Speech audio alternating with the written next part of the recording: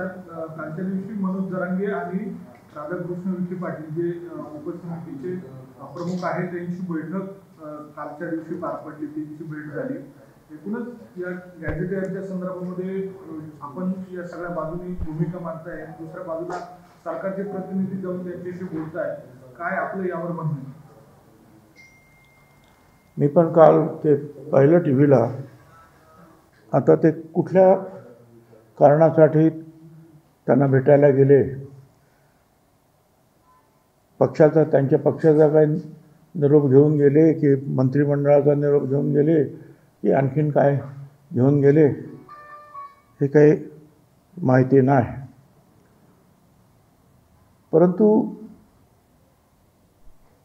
जो काही जी.आर. निघाला आहे, आता काल परवा आणखीन काही आत्महत्या झाली विदर्भामध्ये.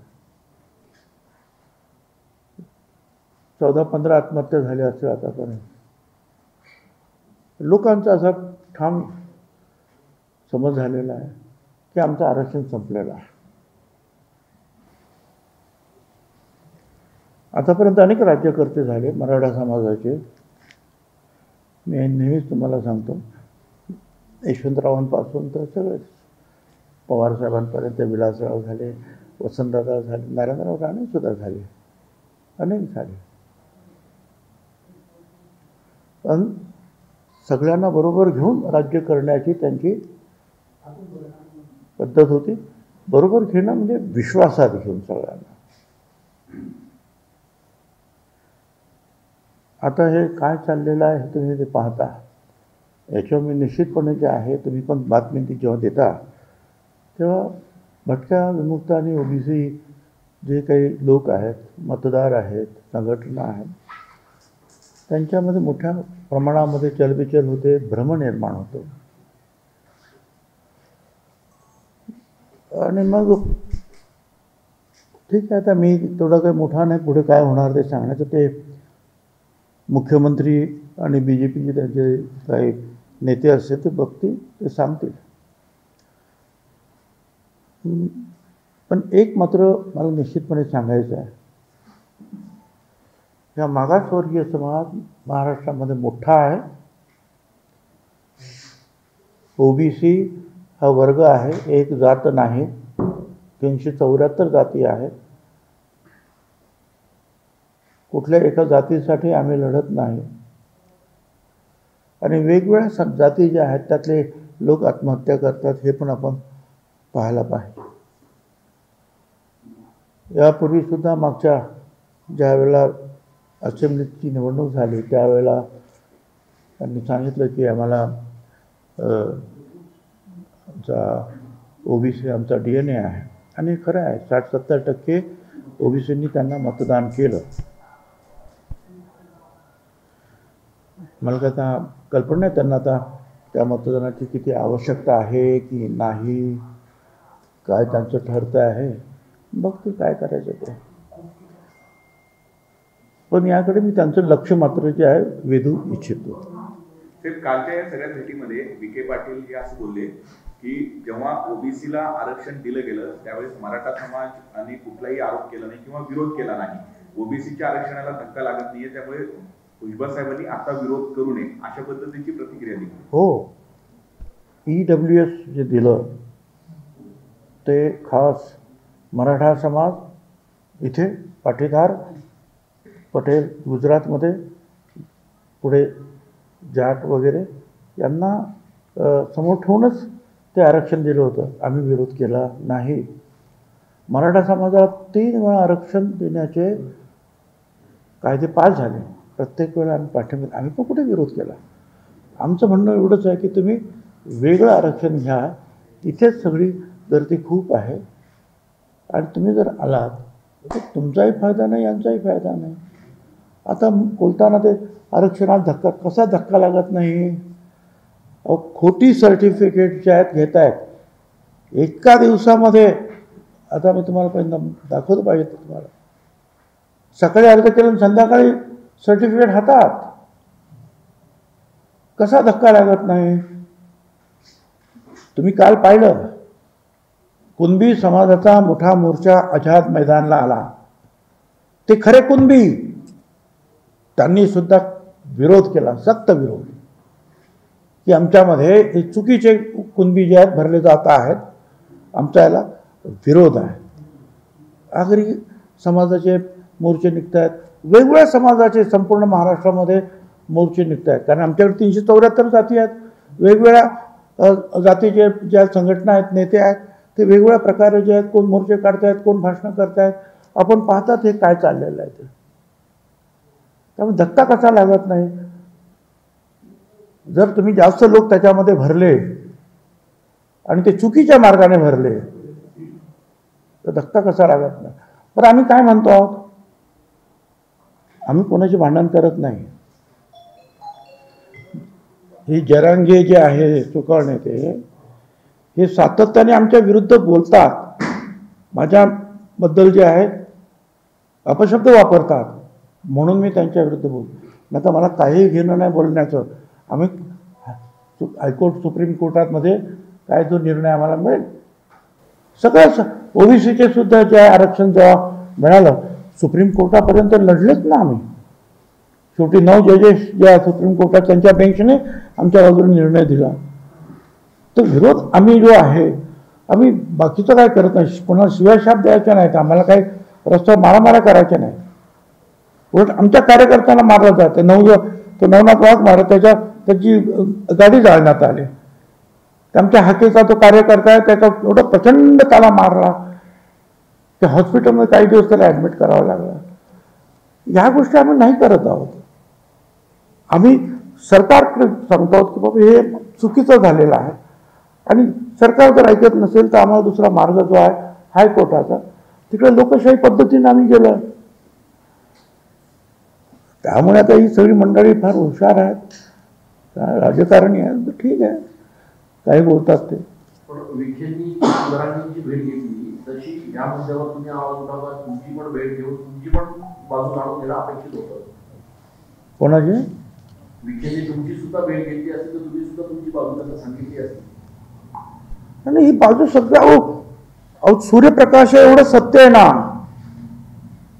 आणि तुम्हाला सांगतो आता हायकोर्टामध्ये त्या दिवशी जे झाले जे आहे हिअरिंग पहिली, आणि आता त्यांनी सांगितलं की शासनाला काय म्हणायचं ते सांगा, हा पात्र शब्द का काढला ते सांगा, हे हायकोर्टाचे निर्णय तुम्ही का बदलले ते सांगा, सुप्रीम कोर्टाने काय सांगितलं त्याच्यावर तुमचं काय म्हणणं, असं त्या आमच्या जे आमचं ॲफिडेविट होती आपली काय त्याच्यावर जे आहे त्यांनी खास अधोरेखित केलं आणि सांगितलं याचं आम्हाला उत्तर पाहिजे आहे या सगळ्यांचं.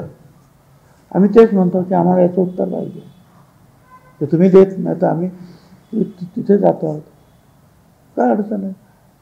आणि आम्हाला काही कोणाची लढाई करायची, कारण आमचे समाज गरीब आहेत, पैशानं गरीब आहे, शिक्षणाने गरीब आहेत, मागास प्रचंड आहेत, आणि पॉलिटिकल पॉवर तर आमच्याकडे नाहीच आहे.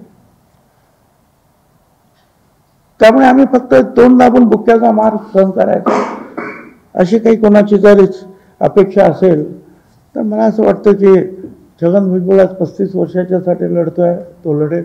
आणि नवीन नवीन संघटना तयार झालेल्या आहेत, त्या सुद्धा आता बोलायला लागतील. बघू काय होत आहे ते. साहेब तुम्ही म्हणता पॉलिटिकल पॉवर नाही म्हणून स्वतःही सत्तेत आहेत, इतर कोणतेही सत्ताधारी नेते म्हणजे ओबीसी तेवढे आक्रमकपणे पुढे येत नाही जेवढे तुम्ही पुढे येत आहे. त्याला तो प्रश्न जो आहे तो माझ्यासाठी नाही आहे, त्याचं उत्तर इतरांनी द्यायचं आहे. काय आक्रमकपणे पुढे येत नाहीत, काय कुठलं प्रेशर त्यांच्यावर आहे त्यांना तुम्ही विचारा, मला काय माहिती. मी तर आपलं तयार आहे बाबा, काय असेल ते मी हे सगळं आहे बोलतोय, 35 वर्ष लढतोय, काय व्हायचं असेल ते होईल माझं. साहेब बाबासाहेब पाटील जे आहेत सहकार मंत्री, त्यांनी असं म्हटलंय की लोकांना कर्जमाफीचा नाद लागलाय, कर्जमाफी होऊन त्यांनी शेतकऱ्यांना कर्जमाफीचा नाद लागलाय असं सहकार मंत्री बाबासाहेब पाटील म्हटले. वादग्रस्त विधान त्यांनी केले. आता त्याला जे आमचे नेते आहेत त्याचं चुकीचं विधान आहे, म्हणजे आहेच ते, असं नाद लागणं वगैरे बोलणं. आता अजितदादा त्याच्यात लक्ष घालतील ना. अजितदादांचं सगळ्यांकडे लक्ष असतं, कोण काय बोलतात, कोण काय बोलतात, ते बोलतील त्यांना. साहेब, लक्ष्मण हाकेंचं असं म्हणणं आहे की विखे पाटील म्हणजे गोगलगाय पोटक आहे, विखे पाटील म्हणजे गोगलगाय पोटक असं लक्ष्मण हाके म्हणतात. तर यापुढे ओबीसी समाजाने त्यांना मतदान करू नये असं वक्तव्य लक्ष्मण हाके यांनी केलं. आता हाके बोलला काय नाही बोलला काय, आता हेच होणार आहे ना पुढे. मी आता मगाशी जे सांगितलं की सगळ्या ओबीसीच्या मनामध्ये जो एक प्रकारचा संदेह निर्माण होतो आहे, हा, आमच्या मंत्रिमंडळाच्या बाबतीमध्ये, आमच्या सरकारच्या बाबतीमध्ये, त्या पक्षांच्या बाबतीमध्ये, आता ते आम्ही किती काही सांगितलं आणि नाही सांगितलं तरी काय होणार आहे, ते जे आहे समजणे वालों को इशारा काफी आहे. साहेब 17 तारखेला मोर्चा परत होणार आहे, जो मागे रद्द करण्यात आला होता, की हा मोर्चा कसा असणार आहे, कोण कोण सहभागी असणार, हा मोर्चा नक्की कसा असं आहे की हा मोर्चा जो आहे हा महात्मा फुले समता परिषदेने आयोजित केलेला सकल ओबीसी समाजाचा मोर्चा आहे. तिथे सर्वच संघटनांनी यावं अशी अपेक्षा आहे. परंतु एक तेही आहे की किती संघटनाच्या किती लोकांना भाषणं करायला आम्ही द्यायची, आणि आमच्या संघटना एवढ्या सगळ्या 374, आणि त्याच्यामध्ये रात्रभर चालेल भाषणं तरी संपणार नाही मीटिंग. तर त्याच्यावर मात्र जे आहे नियंत्रण राहील. आणि दुसरं आमचं म्हणणं एकच आहे की आमच्या ह्या सभेमध्ये आम्ही मराठा समाजाला टार्गेट करत नाही, केलेलं नाही आतापर्यंत. मराठा समाज आमचा शत्रू नाही. हा सोकॉल्ड जो नेता उगवलेला आहे मध्येच, काल सांगितल्याप्रमाणे वाळूवाले, दारूवाले दादा लोकांचा, तो जे काही करतो आहे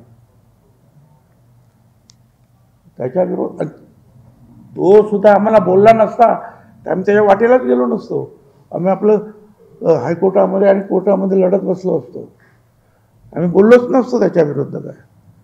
पण आता सारखं सारखं रोज रोज रोज रोज कधी मला बोलेल, कधी मुख्यमंत्र्यांना बोलेल.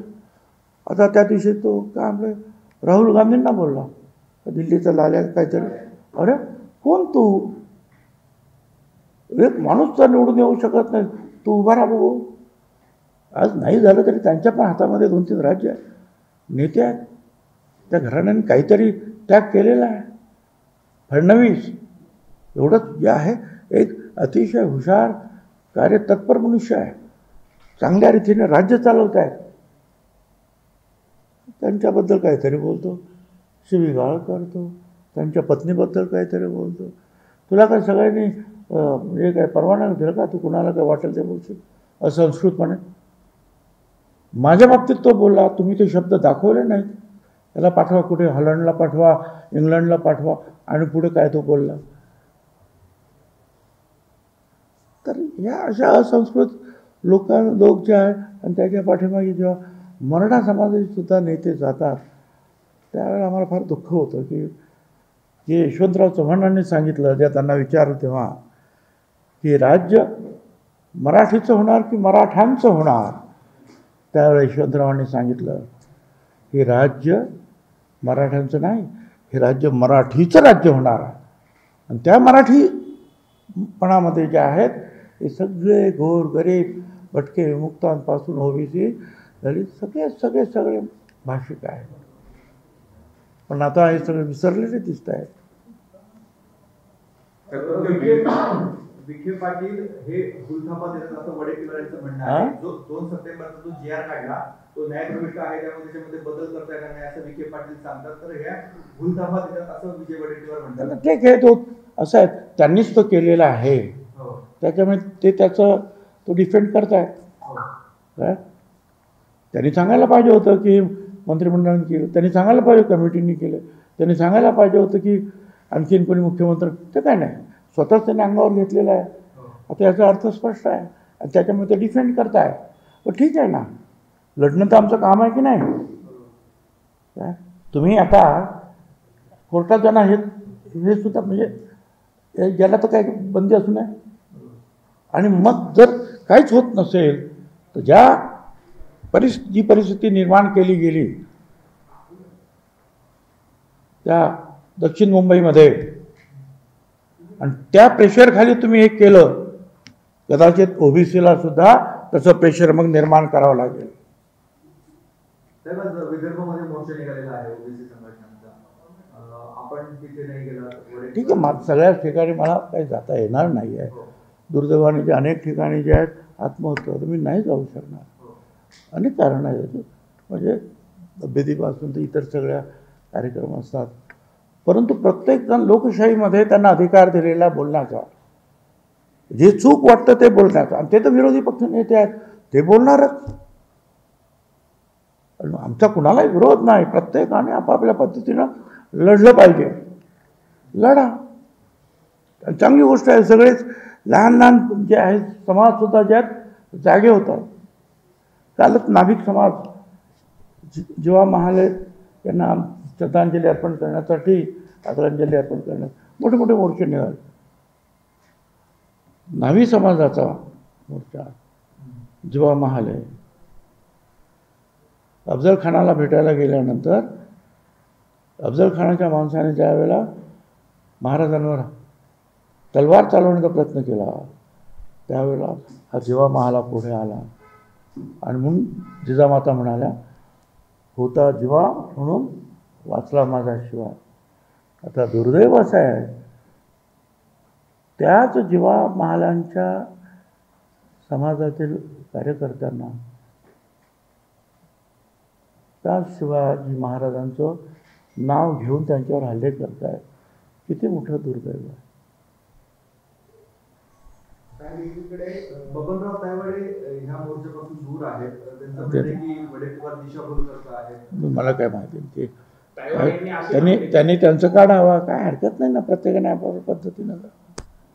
साहेब, शेतकरी एकतर उद्ध्वस्त झालेले असताना माणिकराव कोकाटे हे कतार दौऱ्यावरती गेलेले आहेत. कुठे कतार दौऱ्यावरती गेले. कशात गेले? कतार दौऱ्यासाठी गेले. परदेशात कोण? माणिकराव कोकाटे. आणि त्याचा जो सगळा खर्च आहे तो शिवछत्रपती क्रीडा संकुलाच्या सोयी सुविधांनुसार होतो. माहीत नाही मला. मला आताच माहिती गेलं की ते परदेशात गेलेत. काही चुकीचं असेल तर आमचे अजितदादा पवार ते त्याच्यात लक्ष घालतात. साहेब, 2 तारखेला जो जी आर काढण्यात आला, विधी आणि न्याय विभागाचं खरं तर चर्चा करणं गरजेचं होतं, मंत्रिमंडळाला विश्वासात घेणं गरजेचं होतं. विखे पाटलांनी परस्पर असा निर्णय केला का, कुणाला विश्वासात घेतलं? मंत्रिमंडळात हा विषय आला नाही. आणि मी सगळ्यांच्या समोर मुख्यमंत्र्यांसमोर विचारलं की बा हा विधी न्यायाला सुद्धा दाखवलं का कोणी? याचं जे आहे जे आहे लिहिलेलं आहे हे शब्द, अहो कायद्यात ज्यावेळेस तुम्ही एक रूपांतर करता किंवा एखाद्या जी आरमध्ये रूपांतर करता, शब्द तपासले जातात. परत पात्र शब्द ताबडतोब 1 तासामध्ये काढला, 1 तासामध्ये काढून टाकला. ते विचाराल का त्यांना, आहे का फाईलवर असं काही? काय उत्तर कोणी दिलं नाही. म्हणजे हे काय झालं ते आता लक्षात घ्या. नाशिक शहरातल्या गुन्हेगारीबाबत आपणही नाराजी व्यक्त केली होती, परंतु गेल्या काही दिवसापासून पोलीस जरा आक्रमक दिसत आहेत. राजकीय नेत्यांशी संबंधित लोकांवर आता कारवाई होते. मामा राजवाडे म्हणायचे वैद्य त्यांना अटक होते. आपण कसं होत नाही, हे खरं आहे की काही दिवस नाही, काही महिने जे आहेत आपण ऐकतो, एक खून, कधी 3 खून एका दिवसामध्ये. आणि अतिशय चुकीची प्रतिमा जी आहे ह्या नाशिक शहराची सर्व दूर गेली. नाशिकमध्ये हे कधी असं होत नव्हतं असं माझं म्हणणं. किरकोळ मारामाऱ्या व्हायच्या. एखादा कधीतरी 2 महिन्याने एखादा खून झाला तर किती आरडाओरडा व्हायचा. मी होतो ना त्यावेळेला उपमुख्यमंत्री आणि होम किंवा पालकमंत्री, किती माझ्या नावाने सुद्धा. पण अलीकडे रोज पण चला देर आहे दुरुस्त आहे. पोलिसांनी जे आहे काय ते पोलीस पण आता रस्त्यावर आलेले आहेत आणि ते कारवाई करतात. एवढंच आहे की जे गुन्हेगार असतील, कुठल्या पक्षाचे आहेत याचा विचार करू नका, कुठल्या संघटनेचा आहे याचा सुद्धा विचार करू नका, त्याच्यावर कारवाई करा. पण त्याचबरोबर एकाही बेगुन्हेगाराला त्रास होता कामा नये. का एवढंच माझं म्हणणं आहे. महायुतीमध्ये निधी वाटपावरून धुसफूस बघायला मिळते. नव्या आमदारांनाच निधी मिळाला, जुन्या आमदारांना मिळाला नाही, असं काही समजलं तर मला काय कल्पना नाही. आम्हाला सुद्धा अजून मिळालं की नाही काही कल्पना नाही काय चाललं आहे ते. माझ्या ते ऑफिसला विचारावं लागेल मला.